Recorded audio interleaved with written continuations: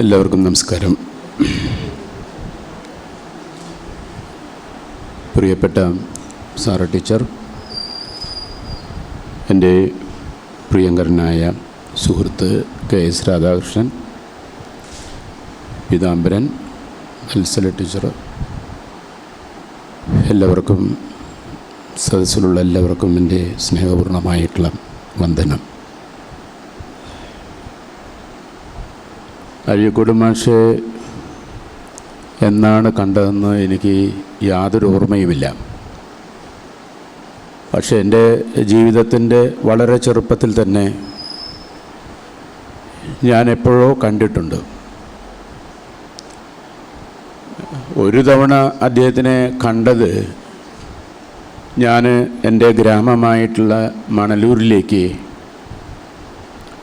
അദ്ദേഹം ശ്രീനാരായണ ഗുരു ദീപപ്രതിഷ്ഠ നടത്തിയ അമ്പലം കാണാൻ വേണ്ടി വന്നതായിരുന്നു. കാരമുക്ക് ചിദംബര ക്ഷേത്രം എന്നാണ് ആ ക്ഷേത്രത്തിൻ്റെ പേര്. അവിടെ വെച്ചാണ് ഞാൻ ആദ്യമായിട്ട് അദ്ദേഹത്തിനെ കാണുന്നത് എന്നെൻ്റെ ഓർമ്മ ഒന്ന്. അല്ലെങ്കിൽ അത് വിദ്വാൻ കെ പ്രകാശം മരിച്ചുപോയ ദിവസമായിരിക്കണം. ഏതായാലും ഞാൻ എൻ്റെ നാട്ടിൽ വെച്ചാണ് അത് കണ്ടിട്ടുള്ളത്. അദ്ദേഹം മണലൂർക്കാരൻ തന്നെയായിരുന്നു. അങ്ങനെയുള്ള ഏതൊരു സന്ദർഭത്തിലാണ് ഞാൻ അദ്ദേഹത്തിനെ കാണുന്നത്. പിന്നീട് ഞാൻ 1979 ഞാൻ എൻ്റെ MA കഴിഞ്ഞ് കുറച്ച് നാളുകൾ മാത്രം ഗവൺമെൻറ് കോളേജിൽ താൽക്കാലികമായിട്ടുള്ള PSCയുടെ അവർ നൽകിയിട്ടുള്ളൊരു ഇതിൻ്റെ പേരിലൊരു 6 മാസം ഞാൻ കോളേജിൽ പഠിപ്പിക്കാൻ പോയി. പിന്നീടത് 3 മാസത്തേക്ക് പിന്നീട് നീട്ടുകയും ചെയ്തു. അപ്പോൾ ആ സമയത്ത് ഇത് പഠിപ്പിക്കാൻ പോകുന്ന സമയത്ത് അദ്ദേഹം വടകര ഗവൺമെൻറ് കോളേജിൽ അദ്ദേഹം വരികയുണ്ടായി. അദ്ദേഹത്തിൻ്റെ ഒരു ഗംഭീരമായൊരു പ്രഭാഷണം ആ സമയത്തുണ്ടായിരുന്നു. അത് കഴിഞ്ഞാണ് ഞാൻ കാലിക്കറ്റ് യൂണിവേഴ്സിറ്റിയിൽ MPhilന് ചേരാൻ വേണ്ടി ഒരു അപേക്ഷ കൊടുക്കുന്നു. അപ്പോൾ അന്ന് MPhilന് അപേക്ഷ കിട്ടിയ കുട്ടികളിലൊക്കെ തിരഞ്ഞെടുക്കാനുള്ളൊരു പരീക്ഷയൊക്കെ ഉണ്ടായിരുന്നു, ഒരു ഇൻ്റർവ്യൂ ഉണ്ടായിരുന്നു. അതെല്ലാം കഴിഞ്ഞതിന് ശേഷം അഴീക്കോട് മാഷാണ് ആദ്യമായിട്ട് അദ്ദേഹത്തിൻ്റെ ക്ലാസ്സുകൾ അദ്ദേഹം നയിച്ചത്. അത് ഒരുപാട് ദിവസങ്ങൾ ആ ക്ലാസ്സുകളുണ്ടായിരുന്നു. പക്ഷെ അദ്ദേഹം ഈ ക്ലാസ്സുകൾ എടുക്കുന്ന ഒരു രീതി വളരെ പ്രത്യേകതയുള്ളതായിട്ട് എനിക്ക് തോന്നി. ക്ലാസ്സിൽ അദ്ദേഹം തികച്ചും വളരെ ഗംഭീര മാനസനായൊരു അധ്യാപകനാണ്. അദ്ദേഹം അമിതമായിട്ട് ചിരിക്കുകയോ നമ്മളെ പ്രസംഗിപ്പിക്കുമ്പോഴൊക്കെ നമ്മളെ തമാശകളൊക്കെ പറഞ്ഞ് ചിരിപ്പിക്കുന്ന പോലെയൊന്നും അദ്ദേഹം ചിരിപ്പിക്കില്ല. അപ്പോൾ ഞങ്ങളെടുത്തിട്ടുള്ള വിഷയങ്ങളെക്കുറിച്ചിട്ട് ഓരോന്നിനെക്കുറിച്ചും അദ്ദേഹം ഇങ്ങനെ താരതമ്യം ചെയ്യുമായിരുന്നു. അപ്പം ഞാനന്ന് ഈ കേസരി ബാലകൃഷ്ണപിള്ളയുടെ നിരൂപണങ്ങളെക്കുറിച്ചാണ് അന്ന് പഠിക്കാനായിട്ട് എടുത്തത് MPhilന്. അപ്പം അതിനെക്കുറിച്ചൊക്കെ അദ്ദേഹം സംസാരിക്കുകയുണ്ടായി. ഞാനത് കഴിഞ്ഞ് പെട്ടെന്ന് അവിടെ നിന്ന് മാതൃഭൂമിയിൽ ജോലി കിട്ടിയപ്പോൾ ഞാനത് ഉപേക്ഷിച്ച് മാതൃഭൂമിയിലേക്ക് പോവുകയും ചെയ്തു. പിന്നീട് കുറേ കാലത്തിന് ശേഷം അദ്ദേഹത്തിൻ്റെ ലേഖനങ്ങൾ മാതൃഭൂമിയിൽ പ്രസിദ്ധപ്പെടുത്താൻ വേണ്ടി കോഴിക്കോട് പോവുക, അദ്ദേഹത്തിനെ യൂണിവേഴ്സിറ്റിയിൽ കാണുക. ആ ഒരു പീരീഡ് ആയപ്പോഴേക്കും അദ്ദേഹം പതുക്കെ വൈസ് ചാൻസലറായി. അദ്ദേഹം അവിടെ നിന്ന് 28 വർഷമാണ് അദ്ദേഹം യൂണിവേഴ്സിറ്റിയിൽ കോളേജിലുമായിട്ട് അദ്ദേഹം പഠിപ്പിച്ചത്. അദ്ദേഹം അവിടെ നിന്ന് അധ്യാപക ജീവിതത്തിനോട് തന്നെ അദ്ദേഹം വിട വാങ്ങിയിട്ട് അദ്ദേഹം അവിടെ നിന്ന് പോവുകയും ചെയ്തിരുന്നു. ഇന്ത്യ റിപ്പബ്ലിക്കായതിൻ്റെ ഒരു 50ാമത്തെ പതിപ്പ് മാതൃഭൂമി ഒരു ആഴ്ചപ്പതിപ്പിൻ്റെ രൂപത്തിൽ തന്നെ പ്രസിദ്ധപ്പെടുത്താൻ തീരുമാനിച്ചു. അന്നത് എനിക്കായിരുന്നു അതിൻ്റെ ചുമതല. ഞാനത് ഏറ്റവും പ്രധാനപ്പെട്ട ആ കാലത്തുള്ള എല്ലാ വ്യക്തികളുടെയും ഒക്കെ ലേഖനങ്ങൾ ഉൾപ്പെടുത്തി ഡൽഹിയിൽ നിന്നൊക്കെ. അന്ന് ഏറ്റവും നല്ലൊരു ലേഖനം എൻ്റെ ഓർമ്മയിൽ AG നൂറാനി എന്ന് പറയുന്നൊരു റൈറ്റർ എഴുതിയതാണ്. അദ്ദേഹം മാതൃഭൂമിയുടെ ഒരു സ്ഥിരം കോളമിസ്റ്റായിരുന്നു. അപ്പം അന്ന് ഞാൻ അഴീക്കോടിൻ്റെ ഈ ലേഖനമൊക്കെ നന്നായിട്ട് ലേഔട്ട് ചെയ്തിട്ട് ഞാൻ ആ മാസിക അദ്ദേഹത്തിന് കൊണ്ടുകൊടുത്തു. അപ്പോൾ അതിലൊരു ചെറിയ പ്രശ്നമുണ്ടായിരുന്നു ആ ലേഖനത്തിൽ. അദ്ദേഹത്തിൻ്റെ ചിത്രം പെട്ടെന്ന് നമ്മൾ ലേഔട്ട് ചെയ്യുമ്പോൾ കിട്ടാത്തത് കൊണ്ട്, അന്ന് ലേഔട്ട് ചെയ്യുക എന്നൊക്കെ പറഞ്ഞാൽ വലിയ പ്രയാസമാണ്. ഇന്നത്തെ പോലെ ഫോട്ടോ കമ്പോസിങ് സെഷനോ ഒന്നും ഡിജിറ്റലായിട്ടുള്ള ഒന്നും തന്നെ ഇല്ലല്ലോ പഴയ കാലത്ത്. അപ്പോൾ അദ്ദേഹത്തിൻ്റെ ഒരു പഴയ ചിത്രമാണ് എനിക്ക് കിട്ടിയത്. അത് അദ്ദേഹം കോളേജിൽ പഠിപ്പിക്കുന്ന ഒരു അധ്യാപകൻ്റെ ഒരു ചിത്രമായിരുന്നു. ചിത്രം തെറ്റിയിട്ടില്ല, മനോഹരമായിട്ടുള്ള അദ്ദേഹത്തിൻ്റെ രൂപവും അതൊക്കെ തന്നെയാണ്. ഞാൻ ആ ചിത്രവുമാണ് ആ മാസികയിൽ അച്ചടിച്ചിരുന്നത്. അപ്പോൾ അദ്ദേഹം അത് നോക്കിക്കൊണ്ട് പറഞ്ഞു കേട്ടോ, ഈ ചിത്രം ഇനി ഞാൻ മരിക്കുന്ന ദിവസം എടുത്തു വയ്ക്കരുത്, എൻ്റെ പുതിയ ചിത്രം തന്നെ നിങ്ങൾ കൊടുക്കണം, അത് എൻ്റെ ചിത്രം തന്നെ ആയിരിക്കണമെന്ന് എനിക്ക് നിർബന്ധമുണ്ട്. അദ്ദേഹം പറഞ്ഞതാണ്. അതിന് കാരണമുണ്ടായിരുന്നു. അതിൻ്റെ ഒരു 3 ദിവസം മുമ്പാണ് നമ്മുടെ പ്രധാനപ്പെട്ട കോഴിക്കോട്ടെ പ്രധാനപ്പെട്ട ഒരു എഴുത്തുകാരൻ്റെ പടം, എഴുത്തുകാരനല്ല, നമ്മുടെ പ്രമോദ് ദാസ് ഗുപ്ത, CPMൻ്റെ ബംഗാൾ ഘടകത്തിൻ്റെ സെക്രട്ടറി ആയിരുന്ന പ്രമോദ് ദാസ് ഗുപ്തയുടെ ചിത്രം മാറിപ്പോയി. അതിന് പകരം മാതൃഭൂമി കൊടുത്ത ചിത്രം ഫ്ലോട്ടിസ്റ്റ് പ്രമോദ് ദാസ് ഗുപ്തയുടെ പടമായിരുന്നു. അവിടെ ഒരു വലിയൊരു പുല്ലാങ്കുഴൽ വാദകനുണ്ട്. അപ്പോൾ അദ്ദേഹത്തിൻ്റെ പന്നലാൽ ഘോഷിൻ്റെ ശിഷ്യനാണ്. അദ്ദേഹത്തിൻ്റെ ചിത്രമാണ് നമ്മൾ എടുത്തു കൊടുത്തത്. അപ്പോൾ ഇവരൊക്കെ പരസ്പരം ഈ കൂടിച്ചേരുന്ന സമയത്ത് ഇതെല്ലാം ഇത്തരത്തിലുള്ള തമാശകളൊക്കെ വരും. പാറപ്പുറത്തിൻ്റെ ചിത്രം മാറിപ്പോയത്, വെട്ടൂർ രാമൻ നായരുടെ ചിത്രം മാറിപ്പോയത്. അപ്പോൾ അക്കാലത്തൊക്കെ വളരെ അപൂർവമായിട്ട് ചിത്രങ്ങളുള്ളൂ. അപ്പോൾ അങ്ങനെ ആ കാലത്ത് അദ്ദേഹം നമ്മളോട് ഓർമ്മിപ്പിച്ചു. അപ്പോൾ ഞാൻ ആലോചിച്ചു, അദ്ദേഹം ആ പ്രായത്തിൽ എങ്ങനെയാണ് അദ്ദേഹം മരണത്തിനെ കണ്ടിരിക്കാം എന്ന് ഞാനിങ്ങനെ ആലോചിക്കുകയുണ്ടായി. അപ്പോൾ ഇന്ന് രാവിലെ ഉച്ചയോട് കൂടിയിട്ടാണ് എനിക്ക് പെട്ടെന്ന് ഓർമ്മ വന്നത്. ഈ 21-ാം തീയതിയിലത്തെ കാര്യത്തിൽ ഞാൻ മനസ്സിലെഴുതി വെച്ചിട്ടുണ്ടായിരുന്നു. അപ്പം ഞാൻ വിചാരിച്ചു, ഇത് ഞാൻ മാഷെക്കുറിച്ചിട്ട് ഒന്നും ആലോചിച്ചില്ലല്ലോ എന്ന് പെട്ടെന്ന് തോന്നി. പെട്ടെന്ന് എനിക്ക് പുസ്തകങ്ങളൊന്നും കിട്ടിയില്ല. പക്ഷേ മാതൃഭൂമിയുടെ ഒരു ആഴ്ചപ്പതിപ്പ് എൻ്റെ കയ്യിലുണ്ടായിരുന്നു. അത് അവസാനത്തെ ലക്കാണ്, മാഷുടെ ആത്മകഥ എഴുതിയിരുന്ന അവസാനത്തെ ലക്കാണ്. അപ്പോൾ ആ ലക്കത്തിലുള്ളൊരു വാചകം മാത്രം ഞാൻ എൻ്റെ പോക്കറ്റിൽ കുറിച്ചെടുത്തു. ആ വാചകം വളരെ പ്രധാനപ്പെട്ട ഒരു വാചകമാണ്. മലയാളത്തിലെ തന്നെ വളരെ പ്രധാനപ്പെട്ട ഒരു വാചകമാണെന്ന് ഞാൻ വിശ്വസിക്കുകയാണ്. അതിങ്ങനെയാണ്: വാക്കുകളുടെ പ്രഭാസാഗരത്തിൽ വിരിയുന്ന ഈ താമരപ്പൂവിലെ തേൻ ഞാൻ നുകർന്നുവെന്നും അങ്ങനെ എൻ്റെ ജന്മം അനുഗ്രഹിക്കപ്പെട്ടുവെന്നും ആയിരിക്കട്ടെ എൻ്റെ യാത്രാമൊഴി. അത് ഞാൻ മലയാളത്തിൽ വായിച്ചിട്ടുള്ള ഏറ്റവും മനോഹരമായിട്ടുള്ള ഒരു യാത്രാമൊഴികളിലൊന്നാണ്. വാക്കുകളുടെ പ്രഭാസാഗരത്തിൽ, അതിൻ്റെ തിളങ്ങുന്ന സമുദ്രത്തിൽ വിരിയുന്ന ഈ താമരപ്പൂവിലെ തേൻ ഞാൻ നുകർന്നുവെന്നും അങ്ങനെ എൻ്റെ ജന്മം അനുഗ്രഹിക്കപ്പെട്ടുവെന്നും ആയിരിക്കട്ടെ എൻ്റെ യാത്രാമൊഴി എന്ന അതിഗംഭീരമായിട്ടുള്ള വാചകങ്ങളോട് കൂടിയിട്ടാണ് അദ്ദേഹം ആ ആത്മകഥ അദ്ദേഹം അവസാനിപ്പിക്കുന്നത്. എനിക്ക് തോന്നുന്നു അദ്ദേഹം ഏറ്റവും ഇഷ്ടപ്പെട്ടിരുന്ന, അദ്ദേഹത്തിൻ്റെ ജീവിതത്തിൽ ഇഷ്ടപ്പെട്ടിരുന്ന ഒരു വ്യക്തി ഇപ്പോൾ ശ്രീനാരായണ ഗുരു തീർച്ചയായിട്ടും, ഗാന്ധിജി തീർച്ചയായിട്ടും, വിവേകാനന്ദൻ തീർച്ചയായിട്ടും, അവരൊക്കെ ഉണ്ട്. അവരൊക്കെ കണ്ട രീതിയും വളരെ വ്യത്യസ്തമാണ്. അതുപോലെ അദ്ദേഹം കണ്ട ഒരാളാണ് വാഗ്ഭടാനന്ദ ഗുരുദേവൻ. വാഗ്ഭടാനന്ദ ഗുരുദേവനെ കുറിച്ച് അദ്ദേഹം ധാരാളമായിട്ട് എഴുതിയിട്ടുണ്ട്. ഏറ്റവും കൂടുതൽ ഗാന്ധിജിയെക്കുറിച്ച് ഞാൻ പുസ്തകങ്ങൾ മുഴുവൻ പണ്ട് പരിശോധിച്ച് നോക്കിയപ്പോൾ അദ്ദേഹം ഏറ്റവും കൂടുതൽ അദ്ദേഹം എഴുതിയിട്ടുള്ളത് ഗാന്ധിജിയെക്കുറിച്ച് തന്നെയാണ്.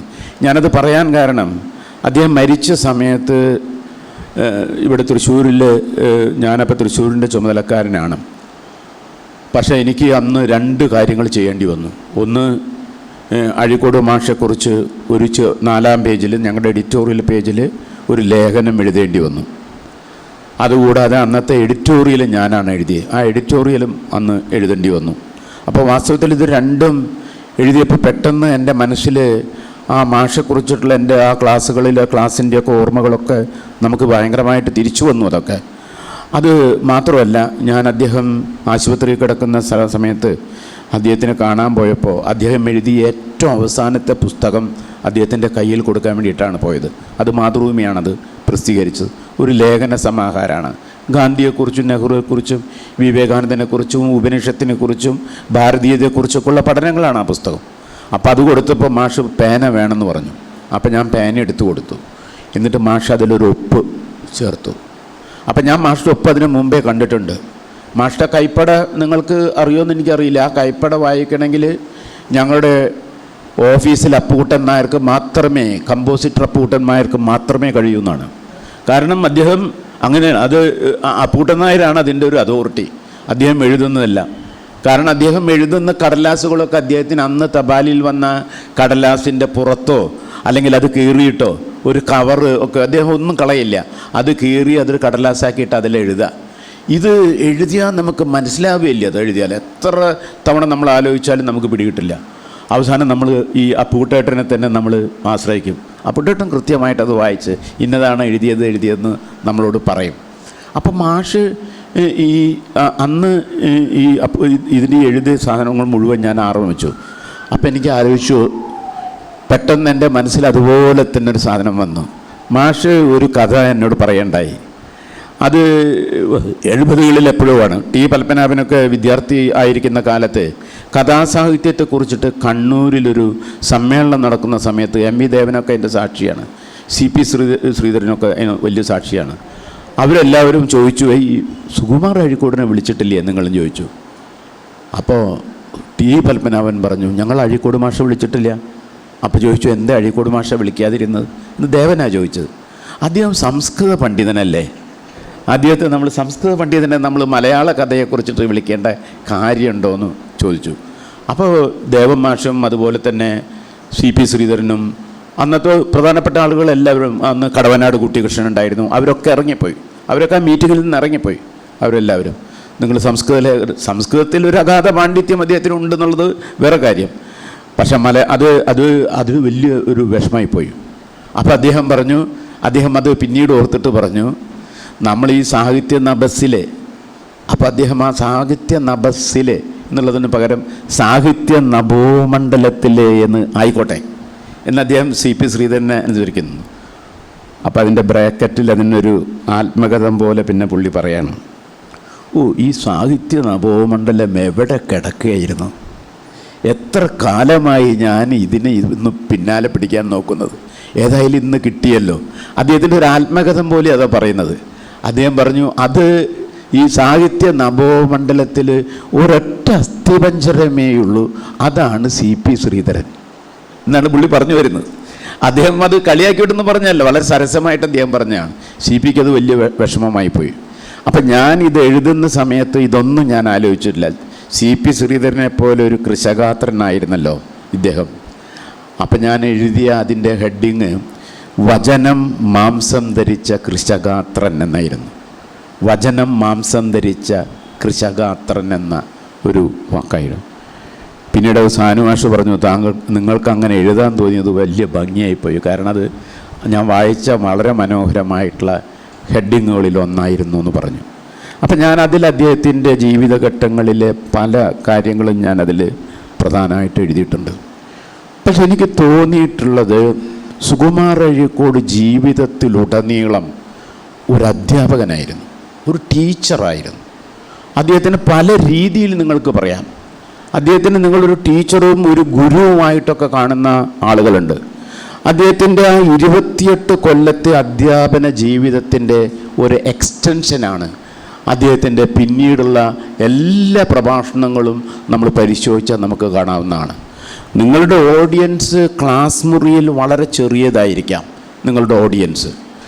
പക്ഷെ അത് ആ ഓഡിയൻസിന് അദ്ദേഹം ക്ലാസ്സുകൾ എടുക്കുമ്പോൾ അദ്ദേഹത്തിന് കൃത്യമായിട്ട് എന്താണ് പറയേണ്ടതെന്നതിനെക്കുറിച്ച് ഒരു വളരെ കൃത്യമായിട്ടുള്ള ഒരു ധാരണ അദ്ദേഹത്തിനുണ്ട്. അദ്ദേഹത്തിൻ്റെ ക്ലാസ്സുകളൊക്കെ ഞാൻ വളരെ അപൂർവമായിട്ട് അത്തരത്തിലുള്ള പ്രാസംഗികരെയും ക്ലാസ് എടുക്കുന്ന അധ്യാപകരെയും കണ്ടിട്ടുള്ളത്. ഇതുപോലെ വളരെ കൃത്യമായിട്ട് MP മന്മഥൻ ക്ലാസ് എടുക്കുമായിരുന്നു. MP മന്മഥൻ ഞാൻ പ്രസംഗങ്ങളും ക്ലാസ്സുകളും കേട്ടിട്ടുണ്ട്, അദ്ദേഹം എടുക്കുമായിരുന്നു. പക്ഷെ ഇവരെല്ലാവരെക്കാളും കൃത്യമായിട്ട് ആ ക്ലാസ്സായിട്ട് തന്നെ എടുത്ത ഒരാൾ എൻ്റെ ഓർമ്മയിലുള്ളത് G. കുമാരപ്പിള്ള സാറാണ്. G. കുമാരപ്പിള്ള സാറിൻ്റെ ഇത്. അപ്പോൾ അദ്ദേഹം അത് അഭിനന്ദന രൂപത്തിൽ എപ്പോഴും അഴീക്കോട് മാഷ് പറയും. G. കുമാരപ്പിള്ളയുടെ ക്ലാസ്സിനെക്കുറിച്ച്, ഗുപ്തൻ നായരുടെ ക്ലാസ്സിനെക്കുറിച്ചൊക്കെ അദ്ദേഹം പറയാറുണ്ട്. അവരുടെ ക്ലാസ്സിൻ്റെ ഒരു ഭംഗിയെക്കുറിച്ചൊക്കെ പറയാറുണ്ട്. അഴീക്കോട് മാഷ് അതിനേക്കാളൊക്കെ മീതിയായിരുന്നു. എന്നോട് കാരശ്ശേരി പറയാറുണ്ട് അവരുടെ ക്ലാസ്സിനെ കുറിച്ച്. ക്ലാസ് എടുക്കുന്നത് നളിനി. ആ 2 കൊല്ലവും നളിനിയാണ് ക്ലാസ്. മാഷ് എടുക്കാൻ വന്ന അവർ പഠിച്ച 2 കൊല്ലം അദ്ദേഹത്തിൻ്റെ ക്ലാസ് ഈ 38 പേജുള്ള പുസ്തകമാണ്. നളിനിയാണ് ആ 2 പേജ് ക്ലാസ്. പക്ഷെ ആ നളിനിയിലൂടെ അദ്ദേഹം ആരെയൊക്കെ കൊണ്ടുവന്നു? ലീലയെ കൊണ്ടുവന്നു, കരുണയെ കൊണ്ടുവന്നു, ചണ്ടാലഭിഷിയെ കൊണ്ടുവന്നു, വീണപൂവ് കൊണ്ടുവന്നു, പ്രരോദനം കൊണ്ടുവന്നു. അദ്ദേഹം എല്ലാ ആശാൻ കൃതികളെയും അതിൻ്റെ ഉള്ളിലേക്ക് പോയി. അതിനോട് അദ്ദേഹം പിങ്കള കൂട്ടിച്ചേർത്തു. എന്നോട് കാരശ്ശേരി പറഞ്ഞാണ്. അതിൻ്റെ ഒപ്പം അദ്ദേഹം ഇതേപോലെ മഗ്ദലന മറിയം കൂട്ടിച്ചേർത്തു അദ്ദേഹം വള്ളത്തോളിൻ്റെ. അപ്പോൾ ആ കാവ്യങ്ങളുടെ മുഴുവൻ, എല്ലാ കാവ്യങ്ങളുടെയും അതിൻ്റെ സ്വരൂപത്തെ മുഴുവൻ എടുത്ത് 2 കൊല്ലം കൊണ്ട് അദ്ദേഹം മലയാളത്തിലെ ഖണ്ഡകാവ്യത്തിൻ്റെ അതിൻ്റെ ചരിത്രവും അതിൻ്റെ രചനാരീതികളും അതിലുള്ള ഭാവനയുടെ ഓരോരോ അംശങ്ങളും അദ്ദേഹം എപ്പോഴും അദ്ദേഹം പറഞ്ഞുകൊണ്ടാണ് ആ 2 വർഷം അദ്ദേഹം നളിനിയെ ഇങ്ങനെ ഒരു മറ്റേ കാരശ്ശേരിയുടെ ഭാഷയെ പറഞ്ഞ ഒരു അരുക്ക് അടുപ്പിച്ചത് അദ്ദേഹം അത് പറയുന്നുണ്ട്. അപ്പോൾ അതാണ് ആ ക്ലാസ്. അപ്പോൾ ഇത് ഈ വിധത്തിൽ അദ്ദേഹം നിങ്ങളെ ഏത് വിധത്തിലാണ് നിങ്ങൾ സാഹിത്യത്തിൻ്റെ ഉള്ളിൽ നിങ്ങളെ ശാക്തീകരിക്കുകയും നിങ്ങൾക്ക് എങ്ങനെയാണ് ആ സർഗാത്മകമായിട്ടുള്ള അതിൻ്റെ ആലംബങ്ങൾ മുഴുവൻ നിങ്ങളുടെ ഉള്ളിലേക്ക് എങ്ങനെ എത്തിക്കണമെന്നതിനെക്കുറിച്ചുമൊക്കെ ഒരധ്യാപകൻ്റെ കൃത്യമായ ഒരു ധാരണയോടും ആത്മാർത്ഥയോടും കൂടിയാണ് അദ്ദേഹം ക്ലാസ്സിൽ അധ്യാപകനായിട്ട് നിന്നത്. അദ്ദേഹം പക്ഷേ ഒരു ജനങ്ങളുടെ മുന്നിലെത്തുമ്പോഴേക്കും അദ്ദേഹത്തിൻ്റെ ആ തിയറി അദ്ദേഹം മാറ്റിമറിച്ചു. അദ്ദേഹം ആ പ്രഭാഷണത്തിൻ്റെ രീതി അദ്ദേഹം മാറ്റിമറിച്ചു. ഓരോ അദ്ദേഹത്തിൻ്റെ പ്രഭാഷണം നോക്കുമ്പോൾ നമുക്കറിയാൻ പറ്റും.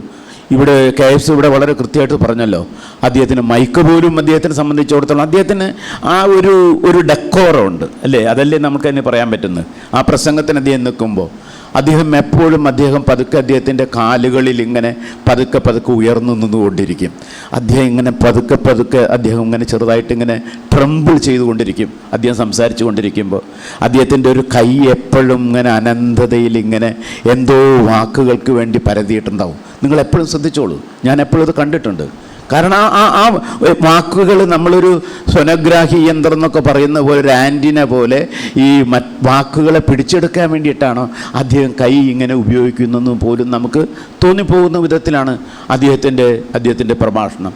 ആ പ്രഭാഷണങ്ങളിലൊക്കെ അദ്ദേഹം പുലർത്തിയിരുന്നത് മറ്റ് പ്രഭാഷകർക്കൊന്നും ഞാൻ ഇതുവരെ കാണാത്തൊരു പ്രത്യേകതയുണ്ട്. അദ്ദേഹം പറയുന്നത് ഒരു സാധാരണ കാര്യമായിരിക്കാം. ചിലപ്പോൾ അദ്ദേഹം പറയുന്ന ഒരു വിഷയം ചിലപ്പോൾ നമുക്ക് എല്ലാവർക്കും അറിയാവുന്ന വിഷയമാണ്. പക്ഷെ ആ വിഷയം അദ്ദേഹം അവതരിപ്പിക്കുന്ന ആ രീതി അനന്യമായിട്ടുള്ളൊരു രീതിയാണ്. അദ്ദേഹത്തിൻ്റേത് മാത്രമായിട്ടുള്ള രീതിയാണ്. അദ്ദേഹം പ്രസംഗിക്കുമ്പോൾ പറയും, ഞാൻ ഒരു കോൺഗ്രസ്സുകാരനായിട്ട് മരിക്കാനാണ് ആഗ്രഹിച്ചത്, പക്ഷേ എനിക്ക് മുമ്പേ കോൺഗ്രസ് മരിച്ചുപോയി. ഞാൻ എന്തു ചെയ്യും? ഞാൻ കോൺഗ്രസ്സുകാരനായിട്ട് ആണ് ഞാൻ മരിക്കാൻ ആഗ്രഹിച്ചത്, പക്ഷേ എനിക്ക് മുമ്പ് കോൺഗ്രസ് മരിച്ചുപോയി അദ്ദേഹം പറയാണ്. അപ്പോൾ ഈ വിധത്തിൽ പറയുന്നതിനെയെല്ലാം അദ്ദേഹം വളരെ ചതുരമായിട്ടുള്ള ഒരു വാക്ക് കൊണ്ടും ഭാവന കൊണ്ടും അതിലെ ആശയത്തെ അദ്ദേഹം നിങ്ങളുടെ ഉള്ളിലേക്ക് കൊണ്ടുവരുന്ന ഒരു അഴീക്കോട് ശൈലിയുണ്ട്. അത് വിജയമാഷിൽ നിന്ന് വളരെ വ്യത്യസ്തമാണ്. MN വിജയനും അതുപോലെ വേറൊരു തലത്തിലുള്ള പ്രഭാഷകനാണ്. പുള്ളിയുടെ എനിക്ക് തോന്നും അദ്ദേഹത്തിൻ്റെ ഉള്ളിൽ നിന്നാണ് ഇതിങ്ങനെ വരുന്നതെന്ന് ഇങ്ങനെ തോന്നും. അപ്പോൾ അതിൻ്റെ ഒരു വ്യത്യാസം അദ്ദേഹത്തിന് എപ്പോഴും അദ്ദേഹത്തിനുണ്ട്. അപ്പോൾ അതുകൊണ്ട് പലപ്പോഴും ഇങ്ങനെ കണ്ണുകൾ അടച്ചായിരിക്കും MN വിജയൻ സംസാരിക്കുക. അദ്ദേഹം എവിടെന്നോ അദ്ദേഹത്തിൻ്റെ ഹൃദയത്തിൽ നിന്ന് ഊറി വരുന്ന പോലെയാണ്. അഴീക്കോട് മാഷ് നേരെ നിങ്ങളാണ് അദ്ദേഹത്തിൻ്റെ യഥാർത്ഥത്തിലുള്ള പ്രചോദനം, അല്ലെങ്കിൽ സദസ്സാണ് അദ്ദേഹത്തിൻ്റെ പ്രചോദനം. ഇവിടെ KS അത് പറഞ്ഞല്ലോ. അപ്പോൾ ആ സദസ്സിനെ കണ്ട് ആ സദസ്സിന് എന്താ വേണ്ടതെന്ന് അദ്ദേഹത്തിന് കൃത്യമായിട്ടറിയാം. അതാണ്. അപ്പോൾ നമ്മൾ വിചാരിക്കുന്ന പോലെ ഒരു പച്ചയായ മനുഷ്യനാണ് അദ്ദേഹത്തിന് വേറൊരു രീതിയിൽ അദ്ദേഹത്തിന് വളരെ കുറച്ച് ഭക്ഷണമാണ്. അദ്ദേഹം ഉപയോഗിക്കുന്ന വസ്ത്രങ്ങൾ കണ്ടാൽ പോലും നമ്മൾ അത്ഭുതപ്പെട്ടു പോകും. ഏറി വന്നാൽ ഒരു 5 വസ്ത്രങ്ങളെ അദ്ദേഹത്തിന് കാണുള്ളൂ. ഒരു 5 ജോഡി വസ്ത്രം. ഒറ്റ ഖാദി മുണ്ടാ ധരിക്കുക, ഡബിൾ മുണ്ട് ധരിക്കില്ല. ഖാദിയുടെ ഒറ്റ മുണ്ടാണ് ധരിക്കുക. ഒരു തുകൽ വാറുള്ളൊരു ചെരുപ്പുണ്ടാവും, ഒരു 5 ജുബ്ബയും ഉണ്ടാവും. അദ്ദേഹത്തിൻ്റെ ഏറ്റവും വലിയ പ്രശ്നം ഈ ജുബ്ബയാണ്. അത് കൃത്യമായിട്ട് അത് കഴുകി കിട്ടുക എന്നുള്ളത്. അദ്ദേഹത്തിൻ്റെ ജുബ്ബ വേറെ ആർക്കും ചേരുമില്ലല്ലോ. അതുകൊണ്ട് അത് വലിയ പ്രശ്നമാണ് അദ്ദേഹത്തിന് യാത്ര പോകുമ്പോഴൊക്കെ. ഒരു അലങ്കാരം എന്ന് പറയുന്നത് ഏക കയ്യിലുള്ളത് ഒരു വാച്ചാണ്. ആ വാച്ചിന് 62, ഞാൻ കാണുമ്പോൾ 62 കൊല്ലത്തെ പഴക്കമുണ്ട് ആ വാച്ചിന്. ആ വാച്ചിൻ്റെ പേര് എനിക്കർ എന്നാണ്. എനിക്കർ ഒരു കാലത്ത് മലയാളികളൊക്കെ കൊണ്ടു നടന്നിരുന്നൊരു വാച്ചിൻ്റെ പേരാണ് ഈ എനിക്കർ വാച്ച് എന്ന് പറയുന്നത്. അപ്പോൾ ആ വാച്ച് അതേ ഉള്ളൂ അദ്ദേഹത്തിൻ്റെ ജീവിതത്തിൽ അദ്ദേഹത്തിന് സ്വന്തമായിട്ടൊന്ന് പറയാവുന്ന എല്ലാം തന്നെ. പിന്നെ അദ്ദേഹത്തിന് പിൽക്കാലത്ത് അദ്ദേഹത്തിൻ്റെ യാത്രകൾ, പ്രസംഗങ്ങളൊക്കെ അദ്ദേഹം ഇങ്ങനെ നടത്തിക്കൊണ്ടിരിക്കുന്ന സമയത്തൊക്കെ അദ്ദേഹം പല കാര്യങ്ങളും അദ്ദേഹം നമ്മളോട് പറയുന്നത് ഭൂതകാലത്തിൻ്റെ ഏറ്റവും മഹത്തായിട്ടുള്ള എല്ലാ നന്മകളും ചേർത്ത് വെച്ചുകൊണ്ടാണ്. അദ്ദേഹം പറയുന്നത് കേൾക്കുമ്പോൾ നമുക്ക് മനസ്സിലാവും. അദ്ദേഹം ഒരു ടീച്ചർ എന്ന് പറയുന്നത് എങ്ങനെയാണ് എന്ന് അദ്ദേഹം ഒരിക്കൽ വിശദീകരിച്ചു. അദ്ദേഹത്തിൻ്റെ ഒരു പ്രസംഗത്തിൽ അദ്ദേഹം പറയണം, ഞാൻ വായിച്ചതും അറിഞ്ഞതുമായിട്ടുള്ള ഏറ്റവും നല്ല അധ്യാപകൻ എനിക്ക് തോന്നുന്നു ശ്രീരാമകൃഷ്ണ പരമഹംസനാണ്. ശ്രീരാമകൃഷ്ണ പരമഹംസനാണ്. പക്ഷേ ലോകം വിവേകാനന്ദനെ കണ്ടപ്പോൾ മാത്രമാണ് ശ്രീരാമകൃഷ്ണ പരമഹംസനെ തിരിച്ചറിഞ്ഞത്. അങ്ങനെയാണ് അദ്ദേഹം പറഞ്ഞതിന്. എന്നുവെച്ചാൽ വിവേകാനന്ദനെ ലോകത്തിനുള്ളിൽ കണ്ടപ്പോഴാണ് ആരാണ് അദ്ദേഹത്തിൻ്റെ ഗുരു എന്ന് അന്വേഷിച്ചത്. അപ്പോഴാണ് പരമഹംസരാണ് അദ്ദേഹത്തിൻ്റെ ഗുരു എന്ന് മനസ്സിലായത്. അപ്പോൾ ശിഷ്യനിലൂടെ ഒരു ഗുരു അറിയപ്പെടുക എന്ന് പറയുന്നത് ഭാരതീയതയുടെ ഒരു വലിയ ഒരു ഉപദാനങ്ങളിലൊന്നാണ് എന്ന് അദ്ദേഹം പറയുന്നു. അതിനദ്ദേഹം പറയണത് എന്തെന്ന് വെച്ചാൽ, എന്താണ് ഈ ഉപനിഷത്ത് എന്ന് അദ്ദേഹം അതിൽ വിശദീകരിക്കും അദ്ദേഹം. അപ്പോൾ എന്ന് വെച്ചാൽ ഉപനിഷത്ത് എന്ന് പറയുന്നത് ഒരു ഭാരതീയതയുടെ ഒരു തുടർച്ചയായിട്ടാണ് അദ്ദേഹം പറയുന്നത്. അത് ഗുരുവും ശിഷ്യനും തമ്മിലുള്ള ഒരു ബന്ധത്തിനെ ആസ്പദമാക്കുന്നത്. ഉപ എന്നും നീ എന്നും സദ് എന്നുമുള്ള 3 ധാതുക്കളിലാണ് അതിൻ്റെ അർത്ഥം ഇരിക്കുന്നത്. അത് നമ്മൾ വായിക്കുമ്പോൾ ഉപ എന്ന് പറയുന്നത് ഒരു താഴെയുള്ള ഒരു സ്ഥിതിയാണ്. അത് വരുന്നതെന്ന് വെച്ചാൽ ഉയരത്തിലിരിക്കുന്ന ഒരു ഗുരുനാഥൻ താഴെ ഇരിക്കുന്നൊരു ശിഷ്യനോട് എങ്ങനെയാണോ ആ ജ്ഞാനത്തെക്കുറിച്ച് പറയുന്നത് ആ ജ്ഞാനത്തെക്കുറിച്ച് അറിയിക്കുകയും അതിനെ വിശദീകരിക്കുകയും ചെയ്യുന്നതാണ് അദ്ദേഹം ഉപനിഷത്ത് എന്ന് പറയുന്നത്. എന്നിട്ട് അദ്ദേഹം പറയുന്നു, ഈ ഉപനിഷത്തിൽ നിങ്ങളെല്ലാ ചോദ്യങ്ങളും എല്ലാ ഉത്തരങ്ങളും നിങ്ങൾ അന്വേഷിച്ചു കൊണ്ടിരിക്കുമ്പോൾ നിങ്ങൾക്കറിയാം അതിൽ ഉത്തരങ്ങളെക്കാൾ കൂടുതൽ ചോദ്യങ്ങളാണുള്ളതെന്നറിയും. കഠോപനിഷത്ത് അദ്ദേഹം പറയുമ്പോൾ അദ്ദേഹം കഠോപനിഷത്തിലെ ഒരു ശ്ലോകം അദ്ദേഹം പറഞ്ഞിട്ട് പറയണം. ആ കഠോപനിഷത്തിൽ നമ്മൾ നോക്കൂ, അതിൽ യമദേവൻ ഇങ്ങനെ മരണത്തിൻ്റെ രഹസ്യങ്ങളെക്കുറിച്ച് ഞാൻ നിന്നോട് പറയാൻ ആളല്ല എന്ന് പറയുമ്പോൾ നചികേതൻ വീണ്ടും വീണ്ടും പറയുന്നത്, നിങ്ങൾ വാക്ക് ലംഘിക്കരുത്, നിങ്ങൾ വാക്ക് തെറ്റിക്കരുത്. വാക്കുകൾ തെറ്റിക്കുന്നത് ഒരു ഗുരുവിനും ഒരു മഹാഗുരുവിനും ഒരു അഭൗമനായിട്ടുള്ള ഒരു വ്യക്തിക്കും ചേർന്നതല്ല. അത് അവരുടെ ധർമ്മവുമല്ല, അവരുടെ നന്മയുമല്ല, അവരുടെ ശീലവുമല്ല എന്ന് അദ്ദേഹം പറയണം. അപ്പോൾ ഈ വിധത്തിൽ ഗുരുവും ശിഷ്യനും തമ്മിലുള്ള ആ സംവാദത്തിൻ്റെ മുഴുവൻ തലങ്ങളുമാണ് അദ്ദേഹം ഉപനിഷത്തിലുള്ളതെന്ന് അദ്ദേഹത്തിൻ്റെ മുഴുവൻ ഉപനിഷത്ത് ലേഖനങ്ങളും വായിക്കുമ്പോൾ നമുക്കത് മനസ്സിലാവും. അപ്പോൾ മറ്റുള്ളവർ സമീപിച്ചതിനേക്കാൾ വളരെ വ്യത്യസ്തമായിട്ടാണ് അദ്ദേഹം ചിന്താവിഷ്ടയായി ചെയ്ത 1953 അദ്ദേഹം എഴുതി. 1953 അത് എഴുതുകയും അത് പ്രസിദ്ധീകരിക്കുകയും അത് പുസ്തകമാവുകയും ചെയ്തു. ഇന്ന് ചിന്താവിഷ്ടയായി സീതയെക്കുറിച്ച് പഠിക്കുന്ന ഒരാൾ, അയാൾ അതിൽ ഏതെങ്കിലും ഒരു ശ്ലോകം നോക്കിയിട്ട് അഴീക്കോട് മാഷ് ആ ലേഖനത്തിൽ ആ പുസ്തകത്തിൻ്റെ പഠനത്തിൽ പറഞ്ഞതുപോലെ പറഞ്ഞുണ്ടോ എന്നുള്ള കാര്യം സംശയമാണ്. അദ്ദേഹം അതിൽ ഒരു പ്രത്യേക സന്ദർഭം എടുത്തു പറഞ്ഞിട്ട് പറയുന്നു, യഥാർത്ഥത്തിൽ ഈ ചിന്താവിഷ്ടയായ സീതയുടെ ഈ ഓരോ ശ്ലോകവും അതിൻ്റെ അനുഷ്ഠുപ്പിലാണല്ലോ അത് എഴുതിയിട്ടുള്ളത്. ആ അനുഷ്ഠുപ്പിൽ എഴുതിയിട്ടുള്ള ഓരോ ശ്ലോകവും ഇന്ന് ലോകം കണ്ടിട്ടുള്ള ഏറ്റവും മഹത്തായ ചിത്രങ്ങളാണ് എന്നാണ് അഴീക്കോട് എഴുതിയത്. നിങ്ങളൊരു ചിത്രത്തെക്കുറിച്ച് എങ്ങനെ കാണുന്നു അത് തന്നെയാണ് നിങ്ങൾ ഈ ശ്ലോകങ്ങളിൽ കാണുന്നത് എന്ന് അദ്ദേഹം പറയുന്നുണ്ട്. ഇപ്പോൾ പറയാണ്, ഉടൽ മൂടിയിരുന്നു ദേവി തന്നുടയാടെ തളിരൊന്നുകൊണ്ടുതാൻ വിടവങ്ങളൊത്ത കൈകൾ തൻ തുടമേൽ വെച്ചുമിരുന്നു സുന്ദരി. ഇത് നിങ്ങൾ ഇന്ത്യയിലൊരു ചിത്രകാരൻ വരയ്ക്കുകയാണെങ്കിൽ അത് അമരീന്ദ്രനാഥ് ടാഗോറോ ഗഗനേന്ദ്രനോ ജാമിനി റോയിയോ ആരെങ്കിലും ആ ചിത്രം വരയ്ക്കുകയാണെന്നിരിക്കട്ടെ, ആ ചിത്രം വരയ്ക്കുമ്പോൾ നമുക്ക് കിട്ടുന്ന ആ ചിത്രത്തിൻ്റെ മുഴുവൻ അതിൻ്റെ പ്രകാശമാനമായിട്ടുള്ള ആ ചിത്രതൽപ്പത്തിലെ ആ ആശയം, ആ ചിത്രം, ആ വിഷ്വൽ, ആ ദൃശ്യം ആശാൻ്റെ ഈ ഒറ്റ ശ്ലോകത്തിലുണ്ട്. അത് ഏത് ശ്ലോകമായാലും, അതിലേത് ശ്ലോകം എടുത്താലും ആ ശ്ലോകത്തിൽ മുഴുവൻ അതുണ്ട്. അപ്പം അദ്ദേഹം എന്താ അവിടെ ചെയ്തത്? അദ്ദേഹം ചിത്രകലയെ കാവ്യകലയോട് അദ്ദേഹം അടുപ്പിച്ചു. ചിത്രകലയെ കാവ്യകലയോട് അടുപ്പിച്ചു. ആ കാവ്യകലയ്ക്കും ചിത്രകലയ്ക്കുമുള്ള ഒരുപാട് ഒന്നിച്ച് തുഴഞ്ഞു പോകാനുള്ള, ഒരുപാട് ദൂരം തുഴഞ്ഞു പോകാനുള്ള വലിയ ഒരു ഭാവനാലോകമുണ്ടെന്ന് അദ്ദേഹം തെളിയിച്ചു. അങ്ങനെയാണ് അഴീക്കോട് മാഷ് ആ പുസ്തകം എഴുതിയത്. അത് 53-ൽ അദ്ദേഹം അത് എഴുതിയതിന് എത്രയോ വർഷങ്ങൾ കഴിഞ്ഞിട്ടാണ് പിന്നീട് ശങ്കരക്കുറുപ്പ് വിമർശിക്കപ്പെടുന്നു എന്നുള്ള എഴുതിയത്. പിന്നെയും അദ്ദേഹം കഴിഞ്ഞ് 9 കൊല്ലം കഴിഞ്ഞിട്ടാണ് അദ്ദേഹം ശങ്കരക്കുറുപ്പ് വിമർശിക്കപ്പെടുന്നു എന്ന് എഴുതിയത്.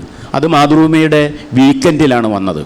അത് മാതൃഭൂമിയിൽ ചരിത്രത്തിൽ ഞാൻ പഴയ ചരിത്രമൊക്കെ പരിശോധിച്ച് നോക്കിയപ്പോൾ ഏറ്റവും മാതൃഭൂമിയുടെ ഉള്ളിൽ വലിയ എല്ലാ എഡിറ്റോറിയൽ സ്റ്റാഫും തമ്മിൽ പരസ്പരം ചേരി തിരിഞ്ഞ് ഏറ്റുമുട്ടിയിട്ടുള്ളൊരു ചരിത്രമാണത്. ഈ ശങ്കരക്കുറുപ്പിനെ വിമർശിച്ചു കൊണ്ടുള്ള ആ പുസ്തകം. അത് അന്ന് VM കൊറാത്താണ് അന്ന് ഈ മാതൃഭൂമിയുടെ ഇതിൻ്റെ പതിപ്പിൻ്റെ നമ്മുടെ വീക്കെൻഡിൻ്റെ ചുമതല. അതിൻ്റെ ഒരു പ്രത്യേകത, അത് അന്ന് പത്രാധിപരായിരുന്ന, വീക്കിലിയുടെ പത്രാധിപരായിരുന്ന NV കൃഷ്ണവാര്യർ അത് തിരസ്കരിച്ച ലേഖന പരമ്പരയായിരുന്നു. ആ ലേഖന പരമ്പര, വാരികയിൽ നിന്ന് അദ്ദേഹം തള്ളിക്കളഞ്ഞ ലേഖന പരമ്പര പിന്നീട് പത്രത്തിൻ്റെ വീക്കെൻഡിൽ അത് പ്രസിദ്ധപ്പെടുത്തുന്നു. അങ്ങനെ പത്രാധിപർ തമ്മിൽ, എല്ലാ പത്രാധിപന്മാരും തമ്മിൽ 2 തട്ടിലായി. അത് അന്നത്തെ അതിൻ്റെ മിനിറ്റ്സിലൊക്കെ അത് എഴുതിയിട്ടുണ്ട്. എല്ലാം വളരെ അർത്ഥവത്തായിട്ടുള്ള വലിയ, നമ്മൾ കോടതിയിൽ വാദിക്കുന്നത് പോലുള്ള വലിയ രംഗങ്ങളാണ്. അത് ഞാൻ എഴുതി വെച്ച് മുഴുവൻ വായിക്കുമ്പോഴാണ് അത് കാണുന്നത്. അത് മുഴുവൻ ആ ഓരോ മീറ്റിങ്ങുകളും നടന്നത് സംക്ഷിപ്തമായിട്ടന്ന് എഴുതി വെച്ചിട്ടുണ്ട്. വീക്കിലിയിൽ നടന്ന ചർച്ചയും വീക്കെൻഡിൽ നടന്ന ചർച്ചയും പത്രാധിപർ നടത്തിയ ചർച്ചയൊക്കെ അന്നത് രേഖകളായിട്ടുണ്ട്. ആ രേഖകളിലൊക്കെ എഴുതി വെച്ചത് എന്തുകൊണ്ടാണ് അതിനൊരു ന്യായീകരണം. അപ്പം അതിൻ്റെ ന്യായീകരണം പത്രത്തിന് അതിൻ്റെ ഒരു ചർച്ച വന്നപ്പോൾ ഇതിലേറ്റവും കൂടുതൽ ശരിക്ക് വിഷമിച്ച് പോയ ആൾ KP കേശവമേനോനാണ്. KP കേശവമേനോൻ ഭയങ്കര സങ്കടത്തോടു കൂടി പറഞ്ഞു, എൻ്റെ എത്രയോ വർഷങ്ങളായിട്ട് എൻ്റെ ഒരു സുഹൃത്തും മലയാളത്തിൻ്റെ പ്രിയപ്പെട്ട ഒരു കവിയുടെയും ഒരു ആത്മബന്ധം എനിക്ക് മുറിഞ്ഞു പോയതായിട്ട് തോന്നി എന്നാണ് അദ്ദേഹം എഴുതിയത്. പിറ്റേ ദിവസം അഴീക്കോട് മാഷ് അത് എഴുതിയ ഭാഗങ്ങൾ കൊണ്ടുവന്ന് അദ്ദേഹം കേശവമേനോനെ കാണുന്നുണ്ട്. അദ്ദേഹം അത് വിശദീകരിക്കുന്നുണ്ട്. അദ്ദേഹം അത് വിശദീകരിച്ചിട്ട് അദ്ദേഹം പറഞ്ഞത്, എന്തുകൊണ്ട് ഞാൻ ശങ്കരക്കുറുപ്പിനെ വിമർശിച്ചു. അദ്ദേഹം ശങ്കരക്കുറുപ്പിനെ കുറിച്ച് അതുവരെ എഴുതിയിട്ടുള്ള 13 ലേഖനങ്ങൾ അന്ന് എടുത്ത് KP കേശവമേനോൻ്റെ മുമ്പിലിട്ടു അഴീക്കോട്. അത് ഒന്ന് ഏറ്റവും ചന്ദനക്കട്ടിയിൽ എന്ന കവിതയെക്കുറിച്ചിട്ടുള്ള ആസ്വാദനം, പിന്നെ അതേപോലെ തന്നെ ഒന്ന് അതിൻ്റെ വിശ്വനർത്തനം എന്താണ്, ഇമജിമ്മി ചിമ്മി നോക്കി നിന്നുപോയി ഞാൻ ആ കമനീയ നടനലീല ശിവതാണ്ഡവം, ഇതിനെയൊക്കെ കുറിച്ചിട്ടുള്ള അദ്ദേഹം എഴുതിയിട്ടുള്ള ഗംഭീരമായിട്ടുള്ള കുറിപ്പുകൾ അദ്ദേഹം എഴുതിയിട്ടുണ്ട്. പക്ഷേ അഴീക്കോടിൻ്റെ മിസ്റ്റിസിസത്തിനെ കുറിച്ച് അദ്ദേഹം അവതരിപ്പിച്ചത്, അഴീക്കോടിൻ്റെ മിസ്റ്റിസിസത്തിന് എങ്ങനെയാണ് മലയാള ഭാഷയിൽ അത് എങ്ങനെ സ്വീകരിക്കപ്പെടുന്നു എന്നുള്ളതാണ്. അത് കാലത്തിന് മുമ്പാണോ കാലത്തിന് പിന്നിലാണോ പിറന്നത്.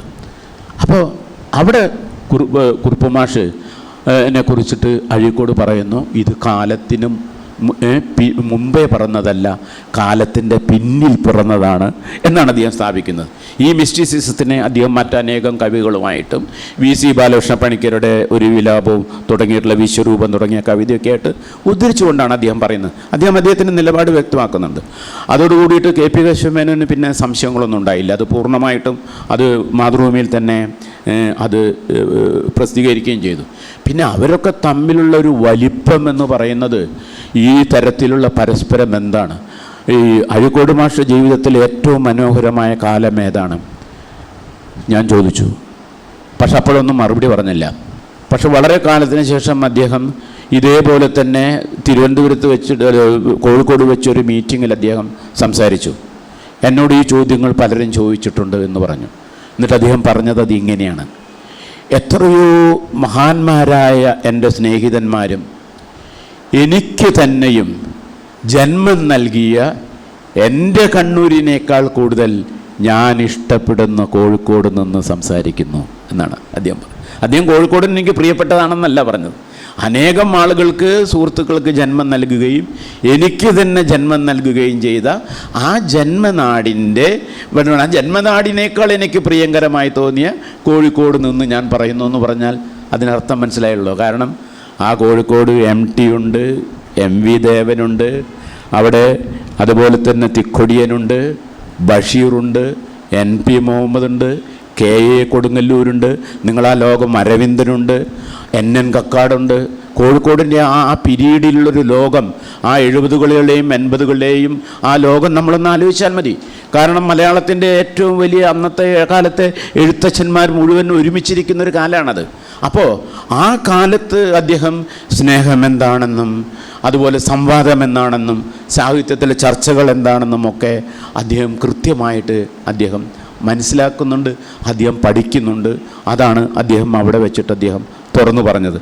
ഞാൻ ദീർഘിപ്പിക്കുന്നില്ല, കാരണം ഞാനിത് സംസാരിച്ചാൽ ഒരുപാട് അതിനെക്കുറിച്ച് എനിക്ക് അഴീക്കോട് മാഷെക്കുറിച്ച് പറയാനുണ്ട്.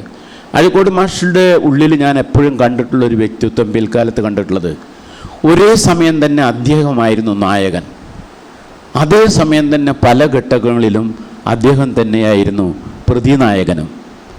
നമ്മളത് പല സന്ദർഭങ്ങളിൽ അത് എനിക്ക് മനസ്സിലായിട്ടുണ്ട്. കാരണം അദ്ദേഹം പലപ്പോഴും ചില സന്ദർഭങ്ങളിലൊക്കെ അദ്ദേഹം VS അച്യുതാനന്ദനെ അദ്ദേഹം വിമർശിക്കുന്നത്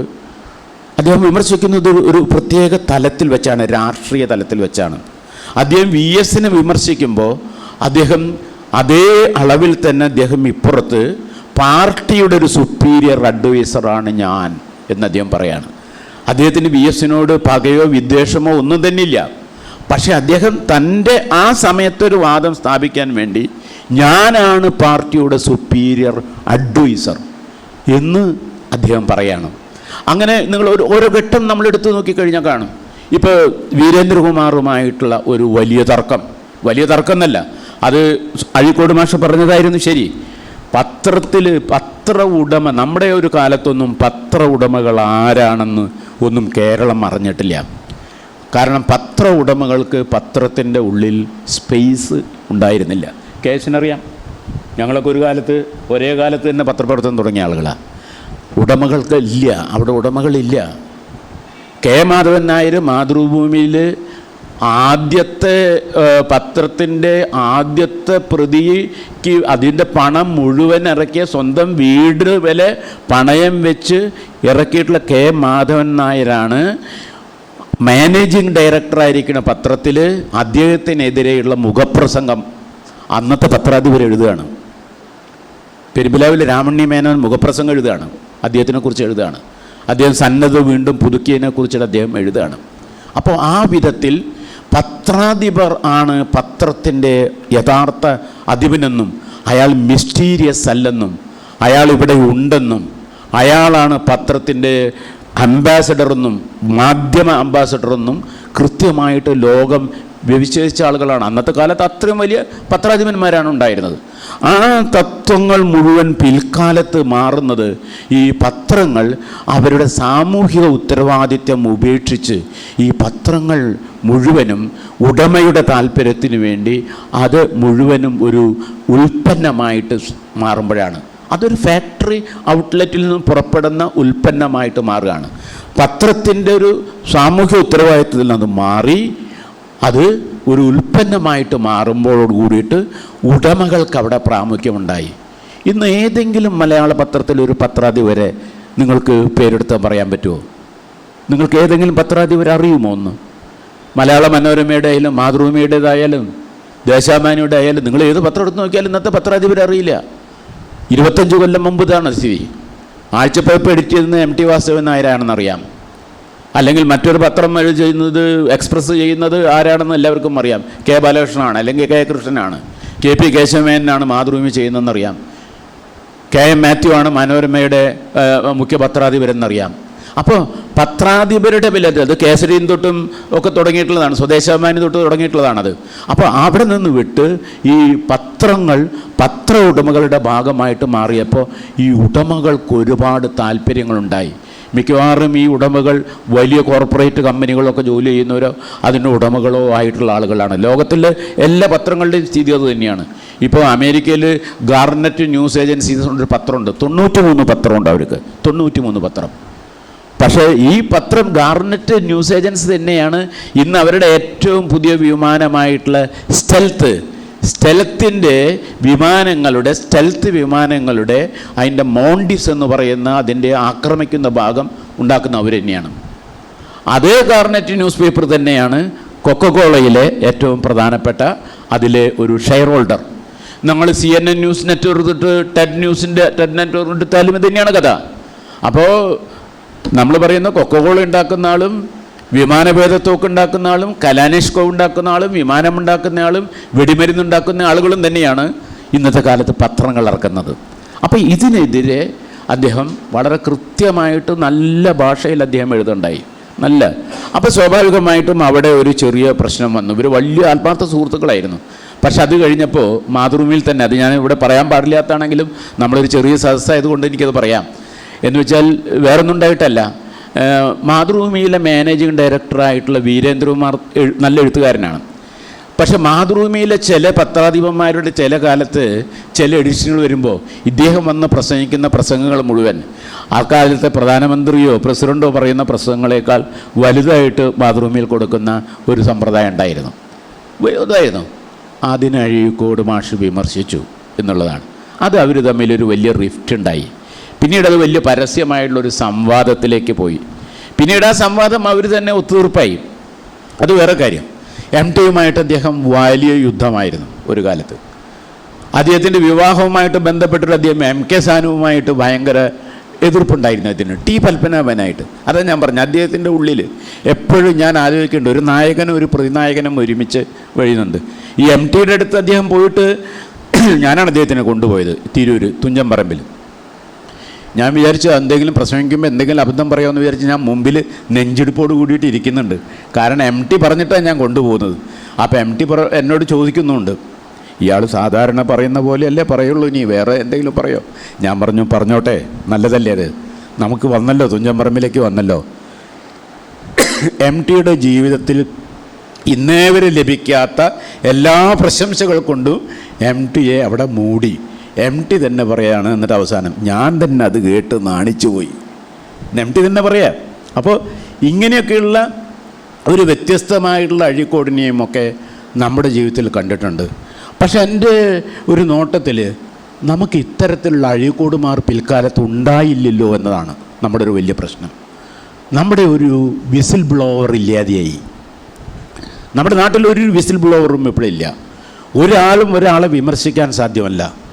എല്ലാ ആളുകളും അവരുടേതായുള്ളൊരു സാമ്രാജ്യത്തെ വിഹരിക്കുന്ന ഒരു കാലത്തേക്ക് വന്നു. അത് രാഷ്ട്രീയമായാലും സാഹിത്യമായാലും എല്ലാം അങ്ങനെ തന്നെയാണ്. അപ്പോൾ ഈ രീതിയിൽ വിമർശനം എന്ന് പറയുന്നത് ഇല്ലാതെയായി. അഴീക്കോട് കുട്ടിക്കൃഷ്ണമാരാർ ഒരു വലിയൊരു കവിയെ വിമർശിച്ചിട്ട് അദ്ദേഹം എഴുതിയിരുന്നു. എന്തിനാണ് അദ്ദേഹത്തിനെ വിമർശിച്ചതെന്ന് ചോദിച്ചപ്പോൾ കുട്ടിക്കൃഷ്ണമാരാർ പറഞ്ഞു, അങ്ങനെ ചില കൊട്ടുകൾ കൊണ്ടാലേ അദ്ദേഹത്തിൻ്റെ ഉള്ളിലുള്ള കവി തിളങ്ങി നമ്മളെ ആനന്ദിപ്പിക്കുകയുള്ളൂ എന്നാണ് പറഞ്ഞത്. അതാണ് ആ വിമർശനത്തിൻ്റെ ഏറ്റവും വലിയ സത്യം എന്ന് പറയുന്നത്. ആ വിമർശനങ്ങൾ നമ്മുടെ നാട്ടിലില്ലാതായി. അതിന് പകരം നമ്മുടെ നാട്ടിൽ മുഴുവൻ ഉണ്ടായത് നമ്മൾ നേരത്തെ സൂചിപ്പിച്ചതുപോലെ സ്തുതിപാഠകന്മാരുടെ ഒരു കാലത്തേക്ക് നമ്മൾ പ്രവേശിച്ചു. എല്ലാവരും സ്തുതിപാഠകർ. അതിൻ്റെ ഒരു അവസാനം നമ്മൾ കണ്ടത് ഇപ്പോൾ കക്ഷി രാഷ്ട്രീയത്തിലാണ്. നമ്മളെല്ലാവരും കക്ഷി രാഷ്ട്രീയത്തിൻ്റെ ഓരോ മുറികളിലായിട്ട് തടവുകാരായിട്ട് മാറി.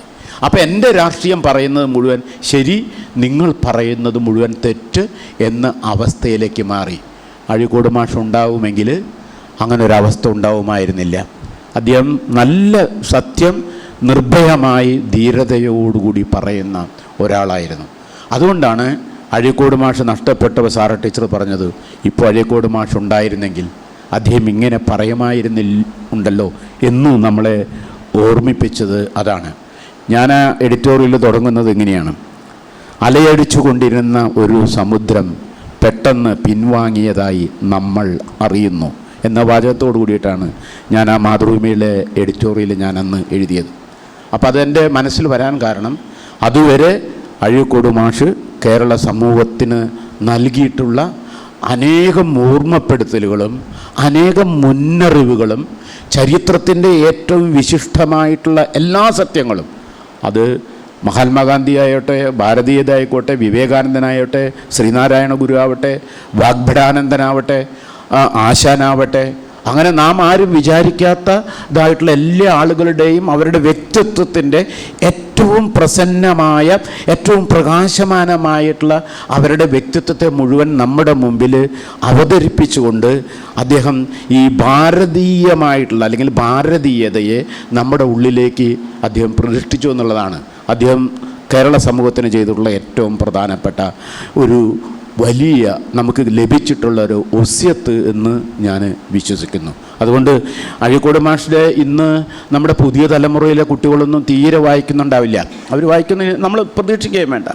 പക്ഷേ അവർക്ക് എങ്ങനെയാണ് മാഷ് ഇവിടെ ജീവിച്ചതെന്ന് ഓർമ്മപ്പെടുത്താനുള്ള ഒരു അവകാശം നമ്മുടെ ഉണ്ട്, ഒരു കടമയും നമ്മുടെ ബാക്കിയാണ്.